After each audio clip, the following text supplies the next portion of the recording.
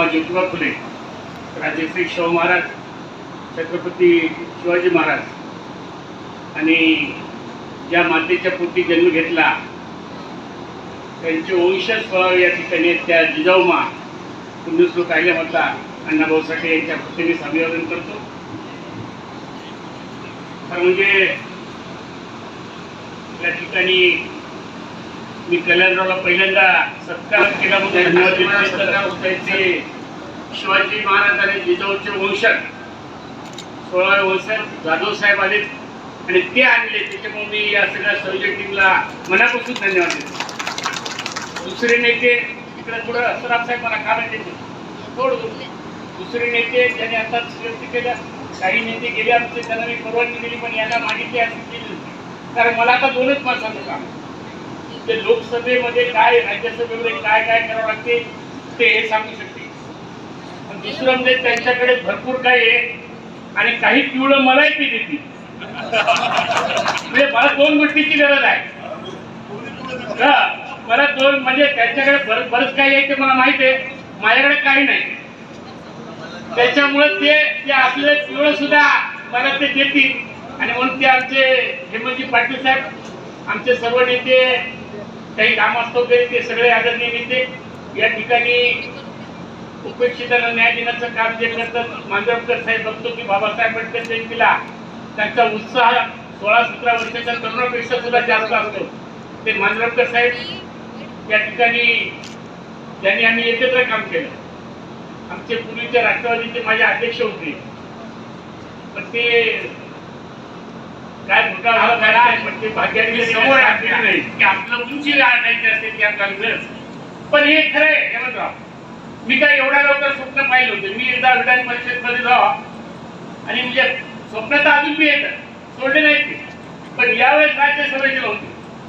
यावेळेस मला विधान परिषदपर्यंत जायचं होतं आणि पुढं मागं बघायचं होतं. परंतु श्रेष्ठीला वाटलं, मला ज्यावेळेस राज्यसभा मिळाली त्यावेळेस मला मिळाल्यानंतर कळालं की देशातून 37 लोकांची निवड होणार होती. तिथल्या दिल्लीच्या एका माणसानं सांगितलं, त्याच्यावर 3 दिवस चर्चा झाली आणि 3 दिवस चर्चा झाल्यावर सामाजिक नेता म्हणून 6 राज्याची शिफारस माझ्या नावाने आली. हे माझं खरं आहे कारण आम्ही काय करतो हे भाजप पाहत असते, बाकी पक्षात वेगळं आहे.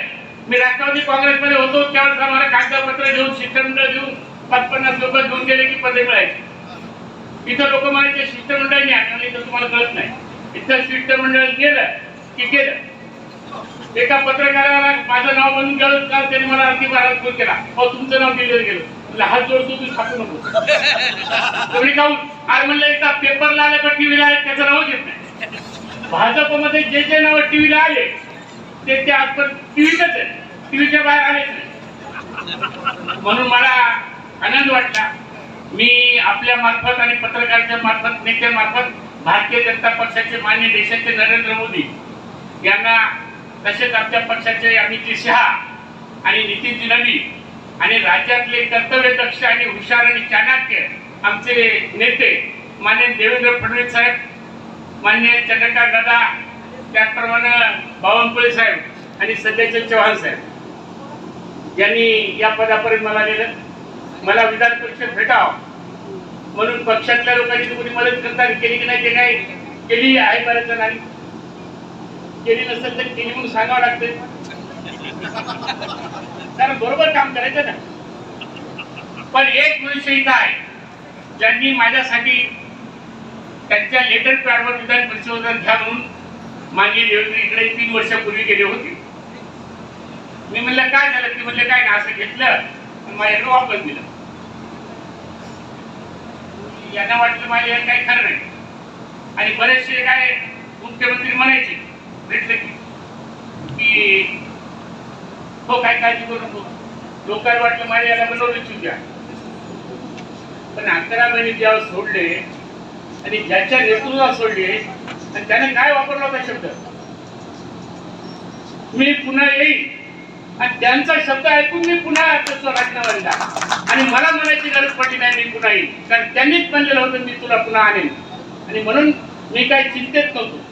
पण प्रयत्न माणसाचे असले पाहिजे आणि म्हणून मी सातत्याने काम करत होतो. मला नशिबानं साथ तर दिली, परंतु सगळ्यात जास्त साथ दिली ती जनतेने दिली. कारण जनतेच्या आशीर्वादामुळे या ठिकाणी मी या पदावर गेलो. कारण सातत्याने जनतेत राहिलं तरच या पक्षामध्ये काम होतं. आज बघितलं असेल, मला एका पत्रकारांनी मुनी पाटील वाईट वाटत एका पत्रकारांनी विचारलं की बा तुम्ही राष्ट्रवादी सोडून भाजपत गेले तिथे काय फरक वाटला तुम्हाला? म्हटलं मला काही पैशाची आशा नाही आणि राष्ट्रवादी काँग्रेसची संस्कृती अशी आहे सराफ साहेब, काय वाटून म्हणते आपण पदावर आले की आधी आपलं घर बघायचं, कारखाने काढायचे, मोठमोठ्या संस्था काढायचे, आपलं संपलं की नातेवाईकाला मोठं करायचं. हे पक्षाचं धोरण आहे. जे काय मला नको होतं, मी राष्ट्रवादीचा आमदार असताना एका कार्यकर्त्याला मोठे केले मी दिला नाही. परंतु भारतीय जनता पक्षाचं काम असं आहे की पहिल्यांदा देशाची सेवा करायची, नंतर पक्षाची करायची आणि नंतर आपल्याकडे बघायचं. हे धोरण आहे आणि ते धोरण मला आवडलं होतं. जसं काय फार भांडणं झाली होती माझी, काहीतरी सोडताना निमित्त असावं.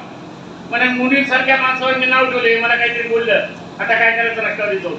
माझे अतिशय संबंध अजूनही शरद पवार साहेबांचे. मी सोडल्यानंतर त्यांना निरोप दिला तरी त्यांचा फोन मला येतो. मला पद भेटल्यात पहिल्यांदा त्यांना येतो म्हणल्यावरती माझी वाट पाहत बसली. माणसामध्ये मतभेद असू शकतात, पण मनभेद कधी करू नये आणि ते मी केलं. राष्ट्रवादीच्या प्रत्येक माणसाने माझा जेव्हा राज्यसभेत तिकीट झालं तर सगळ्यात आनंद जास्त सुप्रिया सुळेला, अजितदादा नाही करून त्यांना आणि मोठ्या साहेबाला सुद्धा झाला. आणि हे काम सुद्धा राष्ट्रवादीच्या लोकांनी. मला या ठिकाणी मला माहिती आहे काही अपेक्षा माझ्याकडून जरूर मोठ्या आहेत. मी खात्री देतो मी एवढा नशीबवान आहे की ज्या दिवशी मी शपथ घेतली त्याच्या दुसऱ्या दिवशी मला आता आपण सांगितलं मी 8 तारखेला 6 तारखेची शपथ घेऊन वापस येणार होतो. आजचं तिकीट काढण्याची तयारी केली. तेवढ्या 7 तारखेला आपल्या नांदेडचा आमचा यादव समाजाचा महाराष्ट्राचा अध्यक्ष किशन यादव 50 लोक घेऊन आला देशातले आणि त्यांनी सांगितलं की ओबीसीचे 50 आय एस अधिकारी सिलेक्ट झाले आणि त्यांचा सत्कार आम्हाला तुमच्या हाती घ्यायचा आणि देशाची महिला व बालविकास मंत्री अन्नपूर्णा देवी तिच्या अध्यक्षाला घ्यायचा. तर आपण वेळ दिला पाहिजे. मी 8ला वापस येणार होतो. मी म्हणलं आता एक दिवस थांबा, काय हरकत नाही, करा आय एस अधिकाऱ्याचा सत्कार घेत आपल्या हातून होतो. परंतु लगेच 7 तारखेला साहेब आपण बोलला त्याप्रमाणे रात्री विखे पाटलाचा फोन आला आणि त्यांनी सांगितलं की परभणी, हिंगोली, जालना जिल्ह्याच्या पाण्याच्या प्रश्नावर बैठक लावली. बैठकला तुला यावं लागलं. मी सकाळी विमानानं आलो आणि परभणी जिल्ह्यातले बरेच प्रश्न जिल्ह्यापर्यंत सोडले. गुरुवारी तुम्ही सांगितलं हिंगोली या प्रश्नासाठी 7 तारखेला मीटिंग लावायचं सुद्धा सांगितलं. त्याचं कारण असं आहे की या राज्याचे विखे पाटलाचा मी जवळचा अत्यंत जवळचा कार्यकर्ता आहे. आम्ही धन्यवाद देतो. एकीकडे या राज्यामध्ये जातीवाद चालत आहे. देशानं 25 तारखेला अहिल्यादेवी विचारावनं जलदिंडी काढली आणि ती जलदिंडी त्र्यंबक सोडून माननीय मुख्यमंत्री राहिले. त्या ठिकाणी पडळकरला पाठवलं, सोंडीमधून उपमुख्यमंत्री पाठवलं, राम शिंदे यांनी मला तिथं पाठवलं आणि मी विखे पाटील, पडळकर आणि सदाभाऊ खोत शेतकऱ्याचे नेता आम्ही 5 दिवस ती जलदिंडी महाराष्ट्रातल्या 5 जिल्ह्यात आणि मध्य प्रदेशच्या 2 जिल्ह्यामधून 29 तारखेला तिची सांगता केली. उद्देश मुख्यमंत्र्यांचा हाच होता की जो सध्या दुष्काळ चालू आहे राज्यामध्ये तो दुष्काळ कसा हटवता आला पाहिजे, जलनीती कशी आणली पाहिजे. आणि ती जलनीती जी होती ती अहिल्याबाईच्या काळात केली होती. अहिल्याबाईंना मोठ्या बारवा त्या ठिकाणी केल्या, जीर्णोद्धार केले, समाजामध्ये एकीचं काम केलं आणि तशाच प्रकारचं राज्य चालावं या उद्देशाने ही संकल्पना मान्य मुख्यमंत्र्यांची होती. आणि ती संकल्पना विखे पाटलांनी आम्ही हातात घेतली आणि ते जलाचे हे आहे. आणि म्हणून तुम्ही सांगितलेला प्रश्न आज तुम्ही मांडला तो मी तुम्हाला या ठिकाणी आश्वासन देतो. त्या नेत्यावर माझा विश्वास आहे आणि तो नेता विकासाला साथ देतो. म्हणून आपण मांडलेला आता इरिगेशनचा प्रश्न मी सोडवल्याशिवाय राहणार नाही एवढाच शब्द आपण या ठिकाणी आपल्याला माझा मानस आहे. मी तुम्हाला आधी सांगितलं की मला काय राजकारणातून पैसा कमवायचा नाही. कारण आम्ही कसे दोघेजण राजकारणात टिकलो हे त्यांना माहिती आहे, आम्हाला माहिती. ईश्वराने साथ दिली, आम्हाला पैशाची गरज नाही, सर्व कुटुंब सुखी आम्ही जगतो. आम्हाला काम करायचं ते गोरगरिबांच्या कल्याणाचे. या जिल्ह्यामधला पहिल्यांदा त्यावेळेस मला मी जाधव साहेब पत्रकारांनी पहिला प्रश्न विचारला मुंबईत मला तुमचं पुढचं ध्येय काय. मी त्यांना एकच सांगितलं की आमचा मागासलेला मराठवाडा कसा पुसता येईल हा काढून टाकण्याचं काम आहे. त्यामुळे तुम्ही एकदम मराठवाड्यावर गेले, तुम्ही जिल्ह्याबद्दल बोललेच नाही.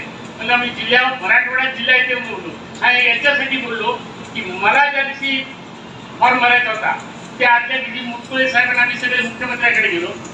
तिथं आमचे संजय कावडे मित्र होते, त्यांनी मुख्यमंत्र्याला धन्यवाद दिला, कारण मी तर काय देऊ शकलो नाही. कारण ज्या दिवशी मी विधान परिषदेकडे लक्ष होतं माझं, हेमंतराव राज्यसभेची मागणी सुद्धा केली नाही. परंतु धुळंडीच्या दिवशी मी बाहेर तिथं 12 जूनला तिथला गेला, 12 जूनला बैठक लावली सुद्धा माझ्या सूचनेवर आणि 10 तारखेपर्यंत काय काय तुमचे प्रश्न आहेत ते सांगितले. मी तुम्हाला विनंती करतो, ज्यांना कोणाला रेल्वेचं काही सुचवायचं असेल त्यांनी मला 5 मे पर्यंत प्रश्न द्यावा, कारण मला रेल्वेकडे 10 तारखेपर्यंत द्यायचं. तर लोकांना अपेक्षित असणार आहे मग येत आहे. जेवढे काही लोकांना अपेक्षा आहेत ती कामं मी आधी सुरू केली. मी सातत्यानं जवळपास धरणाच्या बाबतीमध्ये हेमंतरावनं सांगितलं त्या कामाला मी आधीच लागलो. औद्योगिकच्या बाबतीमध्ये आपल्या हिंगोली जिल्ह्यातला जो भूखंड आहे तो संपला. मी नव्यानं त्या दिवशी सामंत साहेबांना भेटलो. नवीन MIDC येत्या 6 महिन्याच्या आत या ठिकाणी हिंगोली जिल्ह्याला मंजूर करण्यात आपल्याला आश्वासन दिलं. आता खरा राहिला प्रश्न ज्यांनी सरकार घेतला